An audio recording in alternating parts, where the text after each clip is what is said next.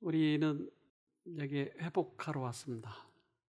그래서 그 회복은 주님을 만날 때 회복이 이루어져요.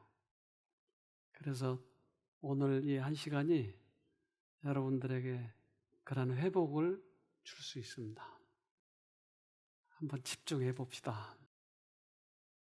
질병이 치료되는 원칙에 대해서 알아보도록 합시다.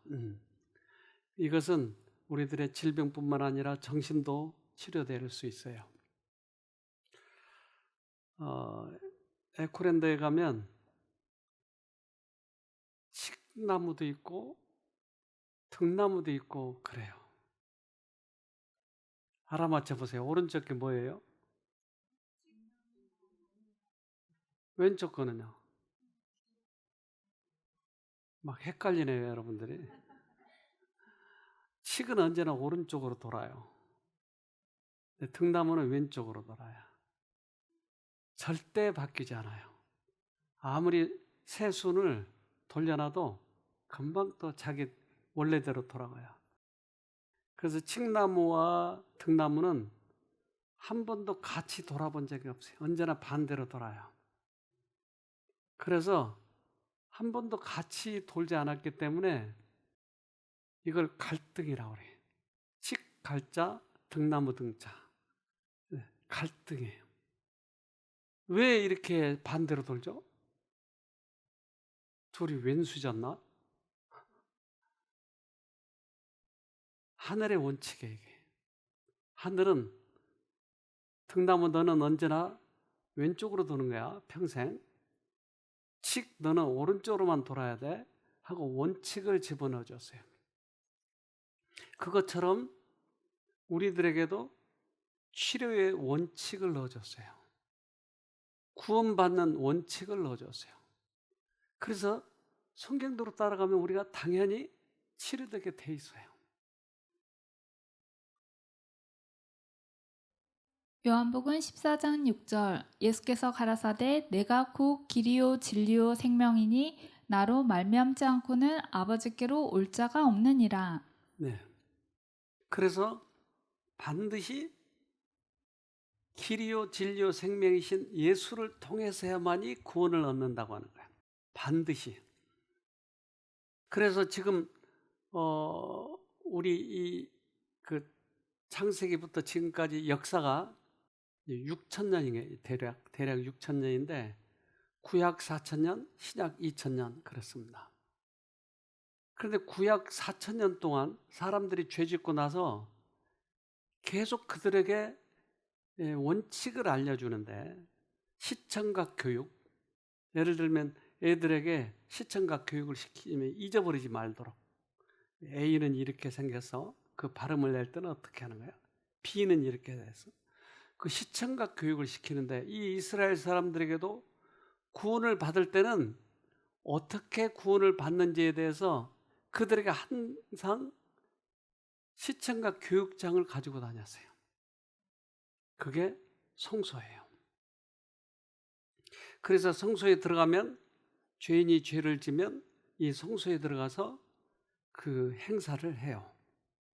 그래서 오른쪽에 들어가면 양을 잡고 그리고 번제단에서 양을 태우고 물도매에 가서 손을 씻고 그리고 1차 성소에 들어가고 그 다음에 지성소에 들어가고 하는 것을 그들은 매일 이것을 해요. 매일. 그래서 그 성소를 좀 자세히 보면 첫 번째 번제단은 무슨 의미가 있는가? 그것은 다 버렸어요. 우리의 죄 때문에. 누가요? 예수님이. 어디서? 십자가에서. 그래서 십자가에 다 버렸고 그 예수님이 오신 예수님이 이제 이 땅에 오셔서 침례를 받으시고 하늘로 승천하셔서 이제 성소에 들어가셔요. 그래서 밖에 뜰에 있다가 성소로 들어가신 거예요. 근데 그 성소에는 왼쪽에는 떡상, 제가 거꾸로 얘기했나? 오른쪽에 떡상, 맞은편에 분향단, 왼쪽에는 촛대. 이렇게 세 개가 있어요. 이것은 매일 우리가 할 일이에요.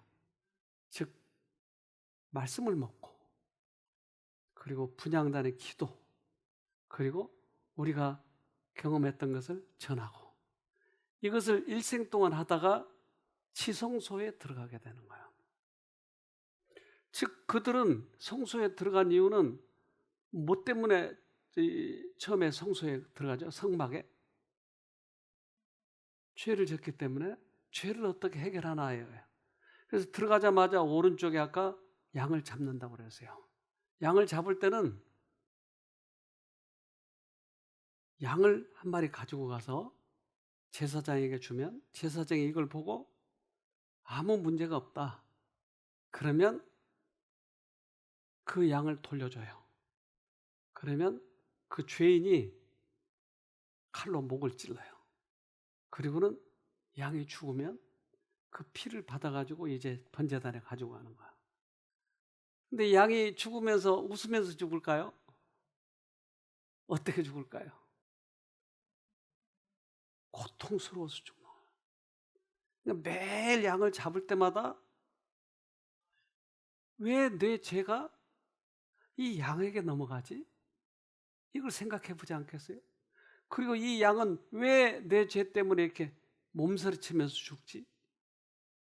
이걸 생각하는 동안에 아, 이 양이 뭔가 상징하는구나. 앞으로 오실 예수가 내 죄 때문에 이렇게 죽는구나. 이걸 깨닫도록 하기 위해서 4,000년 동안 하는 거예요.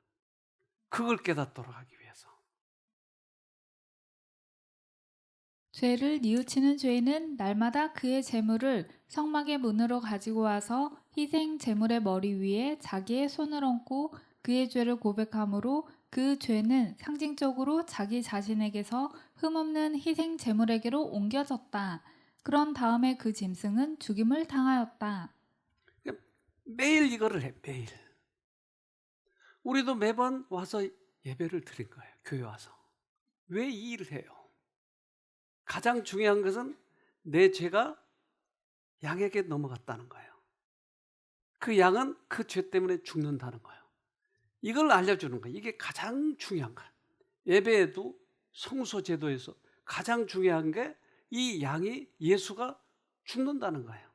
뭐 때문에요? 내 죄 때문에, 내 죄 때문에.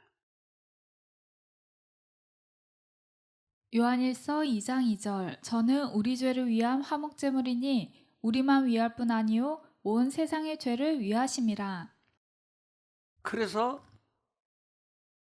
화목 제물이 뭐죠? 화목. 나무를 화목이라고 그러나요? 하나님과 우리 사이에 원수가 되었으니까 서로 화목하라는 거예요. 뭘로? 뭘로 화목이 돼요? 예수님의 피로, 십자가로 화목되는 거예요. 그러니까 우리와 하나님과 화목하려면 뭐가 필요해요? 반드시 예수님이 필요해요. 예수 없이는 이게 안 되는 거예요. 그런데 이 땅에 질병이 많아요. 질병은 누가 줬죠? 사단이 준 거예요.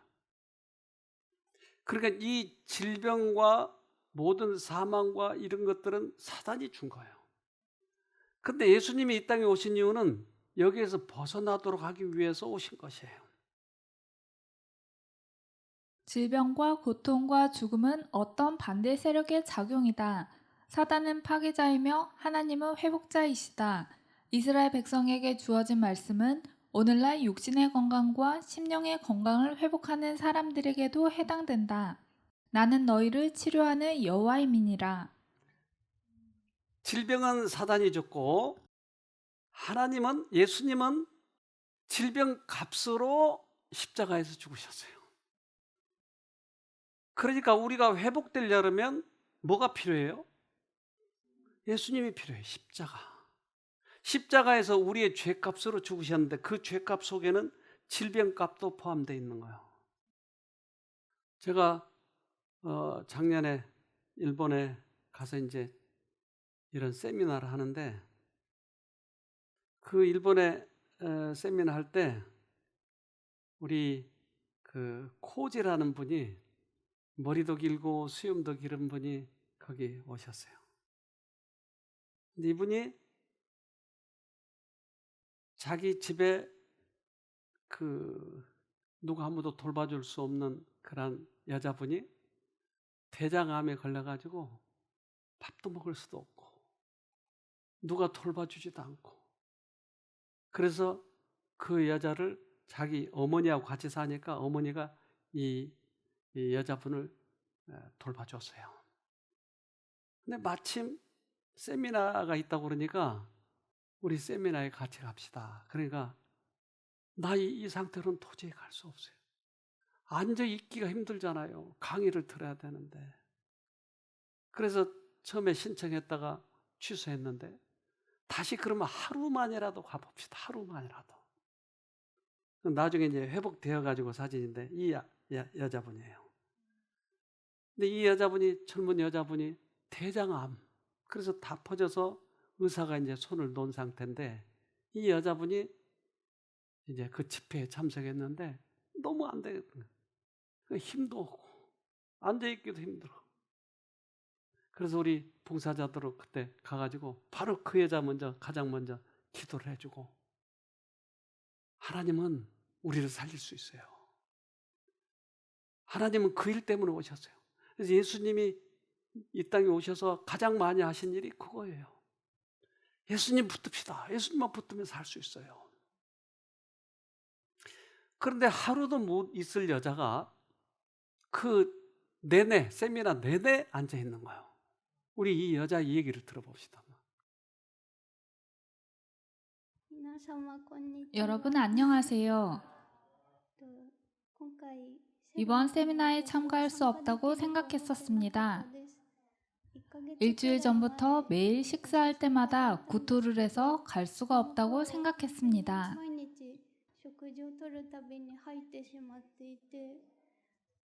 항생제 약이 너무 강해서 원래 세미나에 등록했지만 취소하게 되었습니다.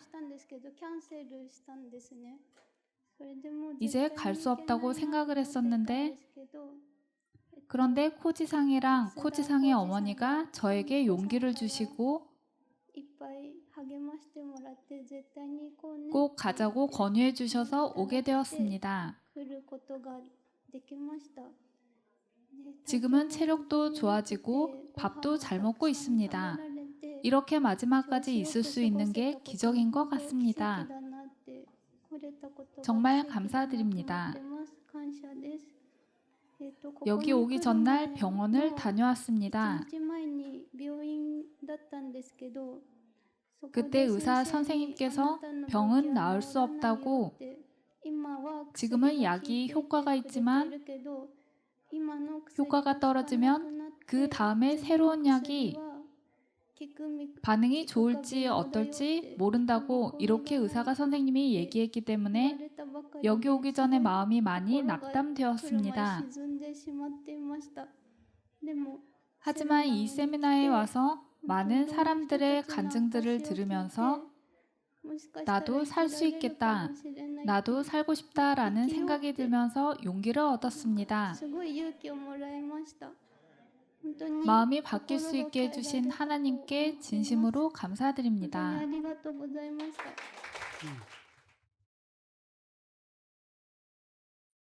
어떻게 됐을까요? 이제 마지막 끝날 했는데,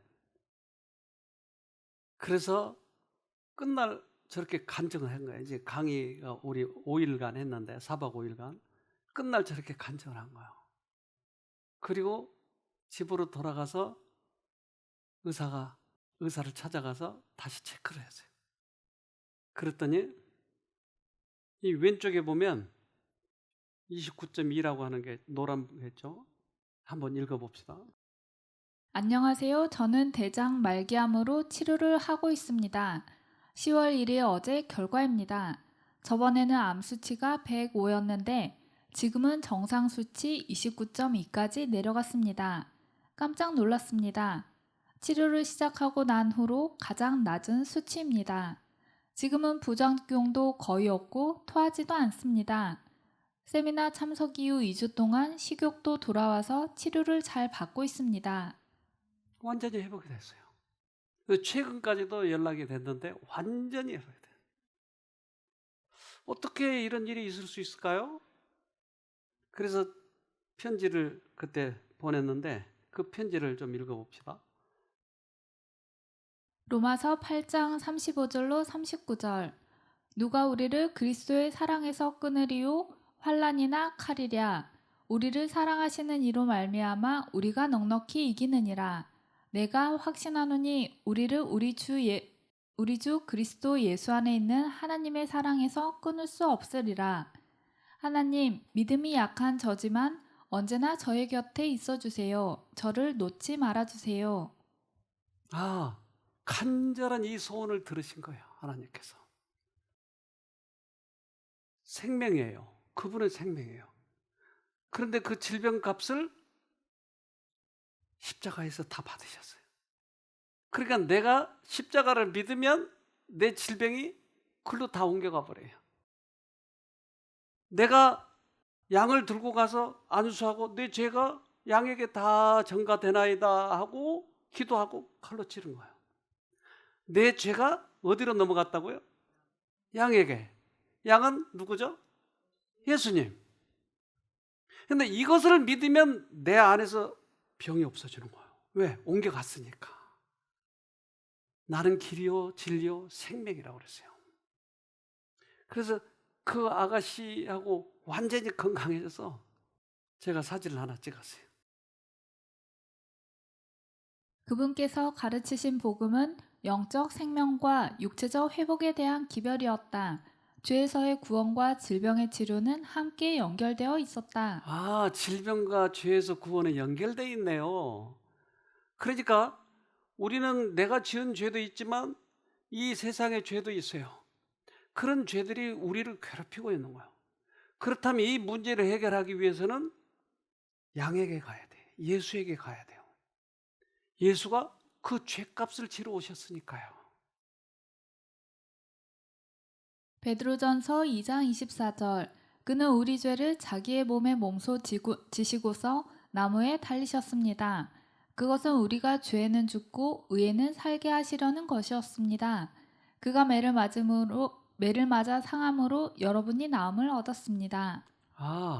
그러니까 예수님이 매도 맞고 가시면류관 쓰고 십자가도 지고 했던 그 이유가 우리의 죄값을 지시려고, 그렇게 고통당하면서 고문을 당하시면서 십자가에 달리신 이유는 우리의 죄값을 거기서 다 치르시려고.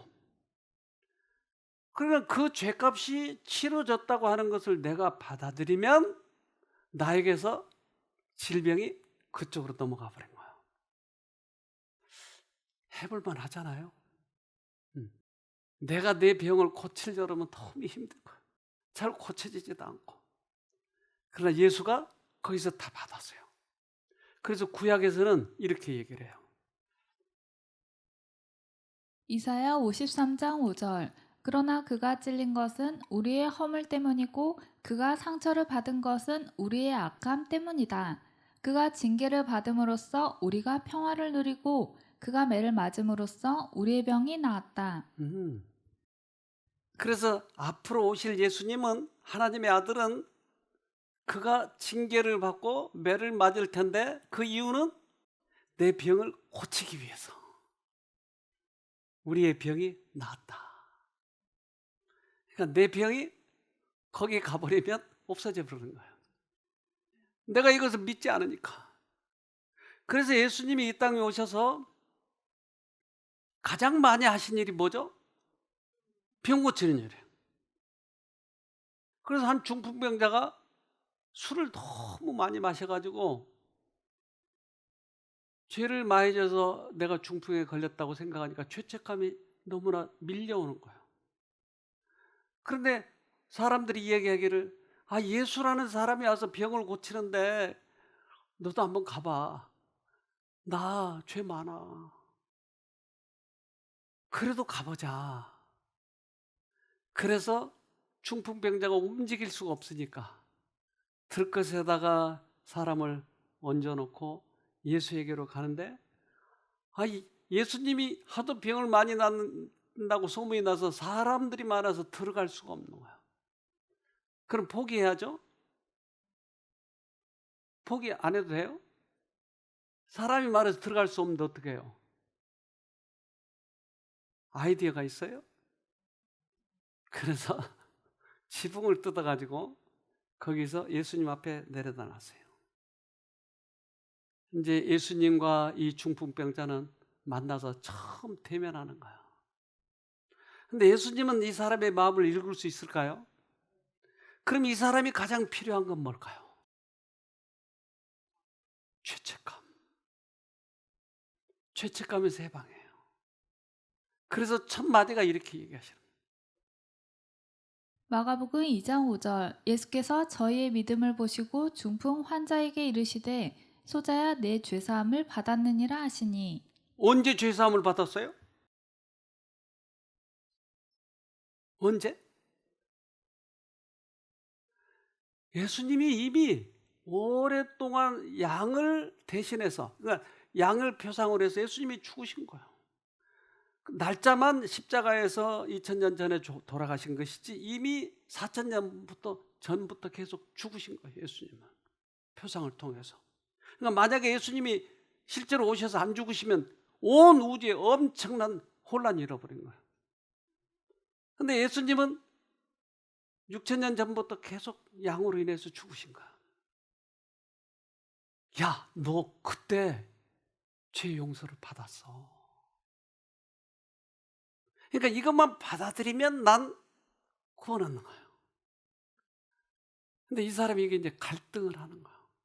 받아들이냐 아니냐예요. 우리 모든 사람은 바로 이 문제예요. 예수에게는 전혀 문제가 없는 거예요. 그분은 이미 그것을 이뤄놨어요. 그러면 내가 이것을 받아들이냐 아니냐 이 문제예요. 오늘 우리들에게 지금 그걸 선택하라고 하는 거예요. 마가복음 2장 9절 중풍병자에게 내 죄사함을 받았느니라 하는 말과 일어나 내 상을 가지고 걸어가라 하는 말이 어느 것이 쉽겠느냐. 사람들은 웅성웅성하는 거예요. 저 사람이 뭐야? 하나님만 죄사하는데 저 사람이 왜 죄사했다고 그래? 그러니까 예수님이 다시 얘기를 하는 거예요. 내 죄사함을 받았느니라 하는 말과 자리를 들고 걸어가라 어느 말이 더 쉽겠느냐. 즉 죄사했다는 말과 자리를 들고 걸어간다는 말은 똑같다. 내가 너 죄 때문에 죽었다고 하는 것을 받아들이면 걸어간다 이 말이야. 이것이 그의 안에서 이루어지기 시작하는 거예요. 그 죄의 문제, 죄책감의 문제, 이것을 예수님은 해결하기를 원하는 거예요. 그것이 걸어가게 만드니까요. 생명을 주는 피가 그의 혈관을 통하여 약동하였다. 신체의 모든 기관이 갑자기 활동을 시작하였다. 건강한 혈색이 죽음에 접근하는 창백함을 이어받았다. 자, 이러한 회복은 우리들의 정신을 통해서 믿어지는 거예요. 몸이 먼저 믿어지는 게 아니고 정신이 먼저 믿어지는 거야. 아, 우리 죄 때문에 돌아가셨구나. 이것을 딱 인정하면 정신이 우리의 몸을 회복시키는 거예요. 정신을 통해서. 그러니까 몸과 마음은 하나네요. 마음이 먼저 믿으면 몸이 따라오네요. 그래서 언제나 예수님께서 치료하실 때는 그들에게 정신, 마음에 믿음이 심어지도록 하는 거죠. 육체적 치료가 영적 치료에 뒤이었다. 이 교훈은 간과되어서는 안 된다. 오늘날 육체적 질병으로 고통을 당하는 무수한 자들이 있는 바 그들은 이 중풍병자와 같이 내 죄사함을 받았느니라는 기별을 듣기를 갈망하고 있다. 언제나 그래서 우리들의 마음의 문제, 영적인 문제를 먼저 다루셔요. 그게 회복이 되면 몸은 저절로 따라오니까요.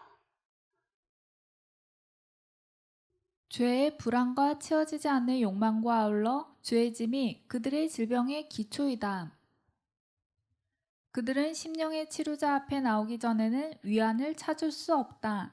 그분만이 주실 수 있는 화평이 심령에 활력을 주고 육체에 건강을 줄 것이다. 끊임없이 예수님에 대한 그런 불신이 우리 안에 있는 거예요. 근데 우리의 영혼 깊은 곳에서 예수님께 매달리고 우리 예수님을 믿을 때 그 일이 일어나기 시작하는 거야. 절망의 괴로움이 병자의 심령에서 떠나고 사유함을 받은 평강이 그의 마음에 임하고 그의 용모를 환히 비쳤다. 육체적 고통이 사라지고 온몸은 변화되었다. 어찌할 수 없던 중풍 환자가 나음을 받은 것이다. 죄인이 용서를 받은 것이다. 여기에 그 미얀마의 합회 보건부장, 연합회 보건부장이 왔어요. 이분은 의사였어요. 그러니까 의사로서 그동안 일도 참 많이 했어요. 그래서 우리도 우리 교회에서 꽤 많이 후원도 하고 그랬어요. 그 일을 많이 하니까. 그런데 어느 날 본인이 암에 걸린 거예요. 그래서 유방암으로 시작을 해가지고 이제 번져가는 거예요. 근데 최근에 왔을 때는 여기 오기 힘드니까 사람을 누가 데리고 왔어요. 부축해가지고. 그러니까 본인이 보건부장이었는데, 본인이 의사였는데 이렇게 심하게 아프니까 그동안에 자기가 전했던 모든 것들은 다 허사인 거예요. 그리고 이제 안 믿는 사람들, 불교인들이 계속 네가 그 전에 낫는다고 그랬잖아. 근데 넌 뭐야 그럼? 그래서 여기 왔을 때는 심각했어요. 근데 이분에게 너무나 많이 알고 있는데 이분에게 뭐라고 얘기해? 근데 그분 마음속에 나는 꼭 이번에 가야 돼. 나 한국에 가야 돼. 꼭 가야 돼. 그리고 미얀마에서 여기 오려면 그 돈도 많이 들지만 미얀마는 가난한 나라라 아니 상당한 그게 필요한 거예요. 결단이. 근데 더구나 자기 저기도 데리고 와야 되잖아요. 보호자도. 여기 왔는데 수락산을 올라가려고 하는데 너무 힘이 들어하는 거예요. 조금씩 걸읍시다. 네? 갔다 오는 중에 나의 문제점이 뭐예요? 내가 안 낫는 이유는 뭐예요? 단도직입적으로 물어보더라고요. 저는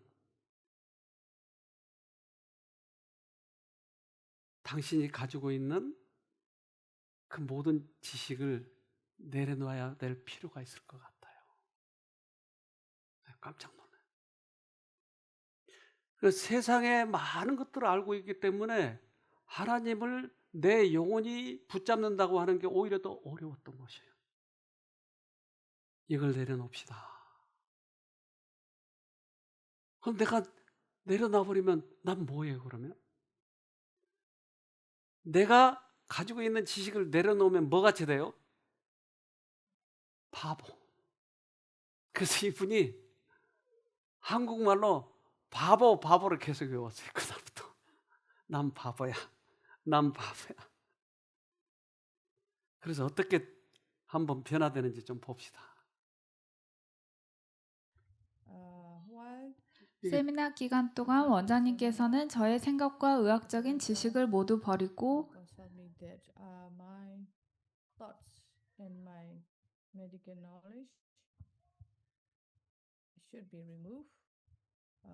바보처럼 살아야 한다고 말씀하셨습니다.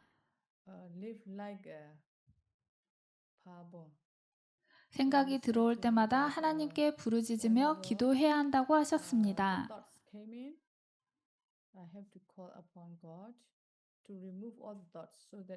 그렇게 하면 제 마음이 모든 부정적인 생각에서 자유로워질 것이라고 하셨습니다.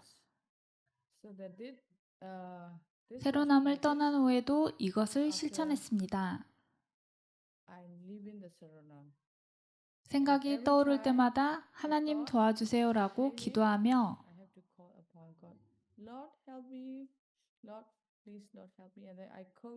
성경 속의 여러 약속의 말씀을 떠올렸습니다. the Bible, so that I will 그렇게 하여 제 마음에 평안을 얻었고 자유를 얻었습니다. my mind will be free. So until now, 지금까지 두통이 한 번도 없었습니다. I can 동료들과 함께 매일 운동도 할 수 있습니다. with some 그리고 of my 아침에는 villages, 함께 예배도 드리고 we 있습니다. exercise and we worship together in the morning. Yeah. 이제는 거의 정상적인 사람으로 돌아온 것 같습니다. Almost normal. So 저의 기도는 저와 같은 고통을 겪는 사람들에게 기적과 같은 존재가 되고 I want 싶다는 to be a 것입니다. miracle for those who are suffering like me. That he is able 하나님께서는 인간이 할 수 없는 일을 하신다는 것을 그들에게 보여주고 싶습니다. So I remember 원장님께서는 인간이 만든 세상의 과학에 집착하지 말고 하늘의 과학에 집중하라고 하셨습니다. worldly science dwell on heavenly science. So 그래서 저는 그 말씀을 실천해 왔습니다. heavenly science. Yeah. 제가 이전보다는 훨씬 나아졌지만 I'm feeling better, much better than before. And 더욱 완전히 회복하여 주님의 일을 할 수 있도록 계속 기도해 주시기를 요청드립니다. I will have full recovery and do the work of the Lord. 거의 나았네요. 그러니까 유방암으로 시작해서 그가 뇌에 전이 돼서 뇌암이 생긴 거예요. 그래서 2번이나 쓰러졌대. 이 암이 뇌에 어떤 자극을 줘가지고. 그러니까 손을 댈 수가 없는 거야. 근데 그러는데도 자기가 과거에 가지고 있었던 그 과학만을 의지하고 있는 거야. 근데 최근에 제가 이 설교할 때 줌으로 들어왔더라고요. 근데 줌으로 들어왔는데 얼마나 좋아졌든지 와 저렇게 달라지는 거야. 그래서 나는 길이요 진리요 생명이신 예수님을 붙잡을 때에만 내 병이 예수님의 십자가에 전가되는 거예요. 즉 사단은 우리들에게 질병을 줬고 우리를 포로로 붙잡았지만 여기서 벗어날 수 있는 것은 예수밖에 없는 거예요. 병이 조금 좋아졌기 때문에 우리는 안심하는데 아니요. 사단으로부터 벗어나야 완치가 되는 거예요. 그래서 예수님이 이 땅에 오셔서 많은 사람들을 고치신 이유가 바로 포로에서 자유를 시킨 거예요. 사단의 포로에서 자유를 시킨 것이 죄로부터 자유, 질병으로부터 자유인 것이에요. 시편 103편 3절로 4절 저가 내 모든 죄악을 사하시며 내 모든 병을 고치시며 내 생명을 파멸해서 구속하시고 인자와 공율로 관을 씌우시며. 네. 그래서 죄 사하는 것과 병을 고치는 것이 같은 거예요. 그래서 하나님께서는 이걸 하러 오신 거예요. 그러니까 이 땅에 오셔서 가장 많이 하신 일이 병 고치는 일인데 이 병 고친 일을 통해서 포로에서부터 자유를 시킬 수 있다고 하는 거예요. 마태복음 4장 23절 예수께서 온 갈릴리에 두루 다니사 저희 회당에서 가르치시며 천국 복음을 전파하시며 백성 중에 모든 병과 모든 약한 것을 고치시니. 이것이 예수님께서 오셔서 하시는 일이에요. 우리 조선시대 때는 매품파리가 있었어요. 그래서 양반들은 죄를 지으면 매를 맞으러 가기가 거북하니까 매품파리를 사가지고 돈을 주고 매를 맞게 하는 거야. 그래서 어떤 사람은 30냥을 주고 매를 맞고 20냥을 받고 매를 맞고 그래서 이제 사또 앞에서 매를 맞는 거야. 그래서 장형이 있고 태형도 있고 이런 것들이 있어요. 매 맞으면 돈을 버는 거야.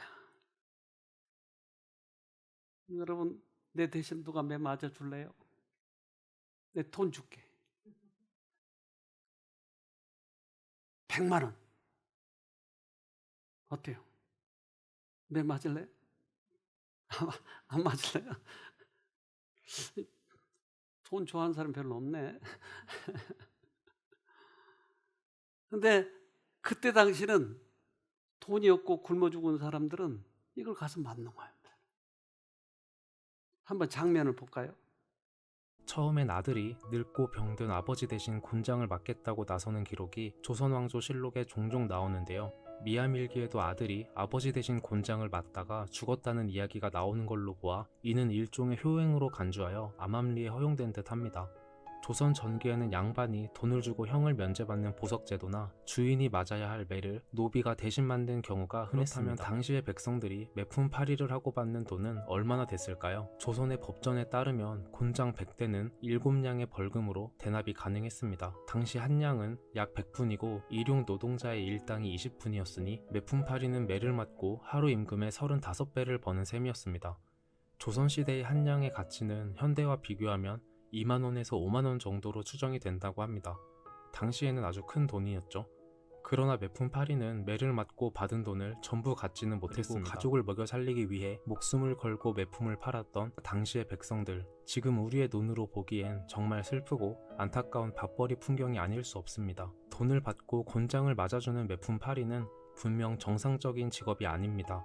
하지만 먹고 살기가 힘들어서 가족들과 어떻게든 살기 위해 발버둥을 치며 목숨을 걸어야만 했던 그들은 본인의 처참한 처지를 보며 어떤 심정으로 삶을 이어갔을까요? 매품팔이는 그렇게 돈을 벌기 위해서 매를 맞는 거예요. 돈을 벌기 위해서 매를 맞는 거예요.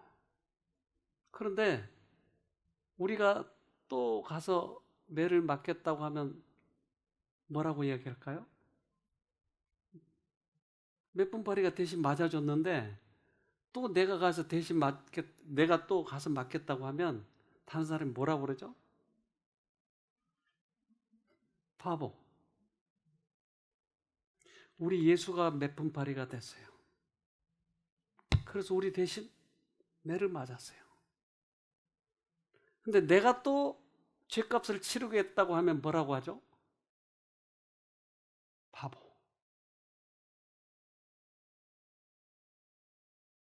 마태복음 20장 28절 인자는 섬김을 받으러 온 것이 아니라 섬기러 왔으며 많은 사람을 위하여 자기 목숨을 몸값으로 치러주려고 왔다. 몸값을 치러주러 오셨대요. 우리들이 죽어야 되지만 예수님이 대신 매를 맞았대요. 그러니까 내가 매를 맞을 필요가 없는 거예요. 근데 우리는 그 믿음이 없기 때문에 내가 계속 죄책감에 시달리는 거예요. 예수님은 건강한 몸이셨어요. 근데 그 건강하신 분이 매를 맞고 죽음을 당해야 돼요. 그는 육체적으로 질병에 걸리신 일이 결코 없으셨으나 다른 이들의 질병을 지셨다. 고난당하는 인간들이 그분의 주변에 밀려들 때 완전한 장년의 건강 중에 있었던 그는 그들과 함께 고난을 당하셨다. 그래서 한 번도 질병에 걸린 일이 없는 그분이 우리들의 질병 때문에 질병값으로 죽으신 거예요. 그런데 이것을 내 영혼 깊숙한 곳 정직한 나의 영혼이 이것을 받아들이면 나에게서 무슨 일이 생길까요? 자, 우리는 이제까지 이걸 지식적으로 많이 알아요. 십자가의 의미도 알아요. 믿음으로 구원 얻는다는 말도 알아요. 그런데 이 지식을 믿고 있는 우리들의 겉사람뿐만 아니고 속사람이 이것을 받아들이면 어떤 일이 생기냐고요, 우리에게서.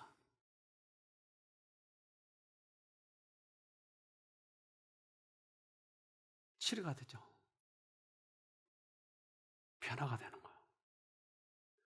치료가 되고 변화가 되는 거예요. 그러니까 치료는 됐는데 그 변화가 일어나지 않는 것은 가다가 만 거예요. 바른 복음을 바르게 받아들이면 반드시 변화가 되는 거예요. 이게 이루어지지 않으면 내 영혼 깊숙한 것에 그 치료를 못 받았다는 얘기예요.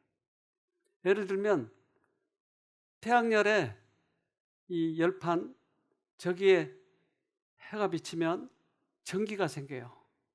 그래서 요즘에 태양열판 저렇게 해가지고 돈 버는 사람도 있더라고요. 전기 팔아먹어가지고. 예를 들면 사우디에 가면 멀리 가야 되기 때문에 음료수가 필요한 거야. 사이다도 필요하고 냉수도 필요하고. 그러면 저 속에 냉장고에 저 속에서 시원한 걸 꺼내 먹은 거야. 나도 언제 저걸 하나 사야 될지 몰라요. 시원한 걸 좋아하니까. 즉 태양열을 받으면 반드시 전기가 생기게 돼 있다고요. 예수의 열을 받으면 반드시 우리가 변하게 돼 있어요. 변화가 일어나지 않는 것은 그 지식만 여기에다 가둬두고 영혼 깊숙이 들어가지 않았다는 얘기예요. 디도서 2장 14절 예수님께서는 우리를 위해 자기 자신을 주셨습니다. 우리를 모든 악에서 구원하시고 깨끗하게 하셔서 선한 일을 하기에 힘쓰는 그의 백성이 되게 하시려고 우리를 대신해서 죽으셨던 것입니다. 우리를 대신해서 죽으신 이유는 뭐예요? 선한 일을 하도록 하기 위해서. 선한 일을 내가 하는 게 아니고 그분이 오시면 선한 일을 할 수 있는 거예요. 저절로. 그런데 사단은 이것을 분리시켜놨어요. 그래서 불교처럼 예수 믿는 건 믿자. 근데 선한 일은 내가 하자. 그래서 그들은 고행하고 선행해서 구원 얻으려고 하잖아요. 그럼 그리스도교도 똑같아요. 다를 게 하나도 없어요. 그리스도교도 우리의 선한 일 좀 하고 율법을 지켜서 구원 얻자. 이게 속임수예요. 근데 이것을 죄라고 얘기하잖아요. 교회에서는. 그러니까 깡만 늘어나는 거예요. 내가 율법을 잘 지켜야 돼. 헌금을 잘 내야 돼. 이렇게 해가지고 구원을 얻으려고 하는 거예요. 우리의 생애가 변화되지 않으면 이건 받은 거 아니에요.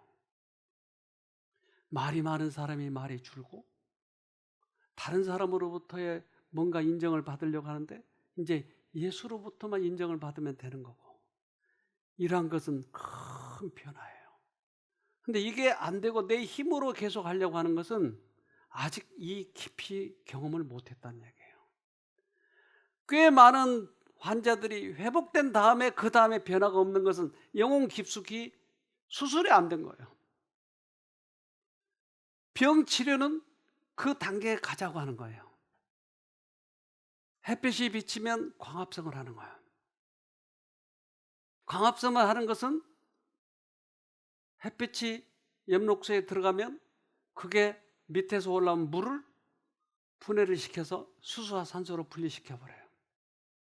그래서 산소는 내보내버리고 수소만 필요한 거예요.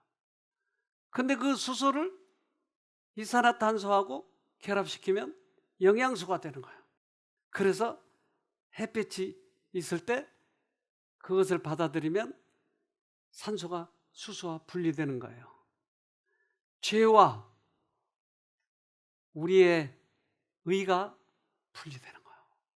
내가 분리시키는 게 아니고 그분이 분리시켜 주는 거예요. 그래서 성경에서는 뱀 얘기를 해요. 예수님이 십자가에 달려 돌아가실 때 뱀은 예수님의 발 뒤꿈치를 물어요. 그런데 예수는 어떻게 한다고요? 예수는 머리를 짓밟아요. 이 말이 무슨 말이에요? 예수님은 십자가에서 사단에게 발 뒤꿈치를 물렸어요. 근데 발 뒤꿈치 물렸다고 죽는 거 아니에요. 근데 예수님은 사단의 머리를 짓밟아요. 그래서 창세기 3장 15절은 이렇게 얘기해요. 창세기 3장 15절 내가 너로 여자와 원수가 되게 하고 너의 후손도 여자의 후손과 원수가 되게 하리니 여자의 후손은 내 머리를 상하게 할 것이요 너는 그의 발꿈치를 상하게 할 것이니라 하시고, 내가 하나님이 사단에게 하는 말이 너는 여자의 후손, 즉 예수님이에요. 성경은 여자를 하나님 백성이라고 하니까 그 여자의 후손, 특별히 예수님에 대해서 얘기해요. 그리고 여자의 후손은 우리 모두예요. 자, 우리 모두는 이제까지는 사단한테 당해가지고 사단이 좋은 거예요. 그래서 여러분 죄 짓는 거 좋잖아요. 그렇죠? 요즘 죄 짓는 거 싫어요? 네, 쉬워요. 너무 좋아요. 딱 얼굴 보면 알죠. 죄가 좋아. 그러면 언제 죄가 싫어요? 예수가 올 때. 그래서 원수가 되게 하고 그랬어요. 너하고 하나님의 백성하고 원수가 되게 하는 거야. 그게 십자가의 능력이야. 그러면 게임을 끊으려면 어떻게 해야 된다고요? 손을 묶어놔야죠. 맞죠? 가둬놔야죠. 어떻게 한다고요? 예수를 모시게 하는 거예요. 그래서 게임이 끊어지는 거예요. 여기 와서 그래서 애들이 많이 중독에서 빠져나오잖아요. 즉, 이 말은 최고의 기적이에요. 그것은 예수가 들어오면 뭐가 싫다고요? 죄가 싫어지는 거예요. 이게 기적이에요. 각 사람의 마음속에 사단에 대한 적이 곧 예수 그리스도 안에서만 발견할 수 있는 구원을 요구하는 악에 대한 증오심을 심어주는 이 하나님의 말씀은 사람들에게 주신 믿음의 선물이다. 악에 대한 증오심은, 악이 싫은 것은, 게임이 싫은 것은 하나님이 주신 선물이래요. 이것만이 우리들의 악습에서 빠져나올 수 있게 해주는 거예요. 이것만이. 그동안 내 힘으로 깡으로 죄를 끊으려고 했다면 빨리 그걸 포기하세요. 그러면 나중에는 아무리 끊어도 또다시, 아무리 끊어도 또다시 계속 우리들의 욕망이 변하지 않아요. 그런데 예수님이 들어오실 때만 죄가 싫어져 버린 거예요. 이걸 꼭 경험을 해야 돼요. 그래서 내가 참으려고 노력하시지 말고 예수님을 불러서 참아지게 만들어야 돼요. 여기 온 한 아가씨가 게임 중독이었어요. 대학생이었어요. 근데 이 아가씨가 여기 와서 이것을 배우기 시작한 거예요. 그동안 게임을 끊으려고 얼마나 노력했는지 몰라요. 게임이 끊어지지 않아요. 그리고 여기 와서도 나는 휴대폰을 반납했기 때문에 전혀 게임 안 한 줄 알았어요. 근데 노트북 가지고 공부한다고 그래서 그러려니 했는데 노트북에 어떻게 이것이 깔려가지고는 계속 이걸 하고 있었다. 그걸 몰랐어요. 근데 나중에 설교를 들으면서 얘가 번쩍 깨달아진 거예요. 이 아가씨 얘기를 좀 들어봅시다. 이게 될런지 모르겠네 오늘. 마음을 정했습니다. 저는 진짜 안 할 거라고 마음을 정하고 하나님을 불렀습니다. 그리고 나서 이제 강의가 끝나고 올라가서 하나님을 마음을 정하고 하나님 부르면서 올라갔는데 또 이제 생각이 들어왔겠죠. 하라고? 근데 하나님을 부르니까 신기하게 사단의 그 주는 생각들이 다 튕겨져 나가더라고요. 그리고 그때 진짜 마음이 편안하고 행복했습니다. 그리고 나서 나중에 또 깨달은 거는 제가 재미가 없는데 게임을 하고 있었어요. 그러니까 근데 그때 이제 하나님께 구했잖아요. 신기하게 점점 하나님이 마음을 바꿔주시더라고요. 게임에서 점점 그냥 마음이 멀어지게 되고 그냥 게임이 점점 싫어졌어요. 그래서 나중에는 결국 끊고 싶은 마음이 생겨가지고 사람들에게 그 친구창에 있던 사람들한테 끊는다고 알리고 삭제를 했습니다. 내가 게임을 끊으려고 했을 때는 할 수가 없었는데 게임 하나님께 구하니까 다 해주시더라고요. 그리고 하나님이랑 함께 할 때는 그 게임 할 때랑 정반대인 것 같아요. 뭐 불안하지도 않고 그냥 행복하고 머리도 되게 맑고 다른 사람 이렇게 이야기도 할 수 있고 감정도 다 느껴지고 그리고 뭐 그냥 행복하고 좋습니다. 그래서 이렇게 이런 걸 경험을 해보니까 다시 그 전으로 돌아가고 싶지는 않았어요. 이번에는 하나님을 안 놓치고 계속해서 하나님을 제일 우선에 두고 살고 싶습니다. 아, 그렇게 되는군요. 우리 힘으로 하지 않고 예수님의 힘으로 했을 때야 완전해요. 그건 십자가의 능력이에요. 이제까지 경험을 못했다면 우리가 다시 한번 경험을 해보십시다. 그래서 성경은 이렇게 얘기해요. 베드로전서 4장 1절로 2절. 그리스도께서 이미 육체의 고난을 받으셨으니 너희도 같은 마음으로 갑옷을 삼으라. 이는 육체의 고난을 받은 자가 죄를 그쳤음이니 그 후로는 다시 사람의 정욕을 쫓지 않고 오직 하나님의 뜻을 쫓아 육체의 남은 때를 살게 하려 함이라. 이 성경절은 우리에게 믿음으로 말미암는 의에 대해서 잘 설명한 거예요. 즉 예수가 죄와 싸워서 이겼잖아요. 그래서 십자가에 달려 돌아가셨잖아요. 죄와 타협하지 않고. 그런데 그 예수를 우리한테 가져와 버리면, 갑옷을 삼으면 육체의 고난을 받은 자, 즉 예수가 죄를 그치게 해준대요. 우리한테 들어오면. 그러면 내가 싸워서 하지 않아도 돼요. 그분이 들어오셔서 하게 해주시니까. 그러면 예수를 내 마음에 받아들인 다음부터는 내 싸움이 어떨까요? 죄와 싸움이 쉽죠. 그 다음부터는 사람의 정욕을 쫓지 않고 하나님의 뜻에 따라서 남은 때를 살게 하기 위해서.